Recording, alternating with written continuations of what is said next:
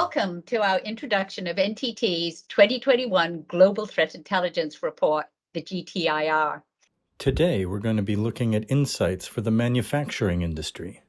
I am Sushila Nair, VP Security Services at our Chief Digital and Strategy Office here at NTT Data. This is the 9th year we've published the report, and as always, with lots of information for you, which will really allow you to understand the cyber threat landscape. Jon, do you want to talk about how we put the report together? Thank you, Sushila. I'd be happy to. I'm Jon Heimerl, Senior Manager in the Global Threat Intelligence Center. Let's first for a moment look at some of the information that was uncovered under the industry analysis for manufacturing.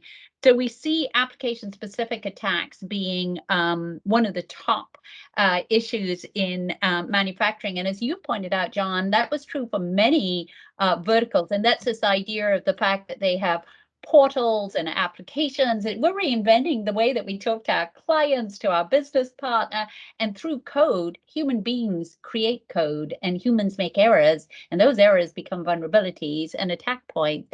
So anything that you feel within the industry analysis around manufacturing that we need to share with our audience? I know you mentioned that really from a CA score perspective, manufacturing doesn't feel where it recognizes that it's not at the maturity level that it needs to be. And clearly it's becoming more and more mature from a digital reinvention perspective, but security is kind of lagging. Yeah, there's two different pieces of information I can share on manufacturing. So first of all, we saw a lot of variety on the score results in manufacturing, depending on the region they were in.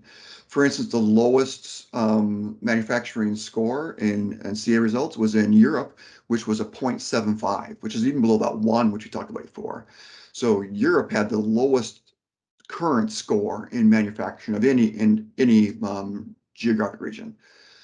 The Americas had the highest goal across any region.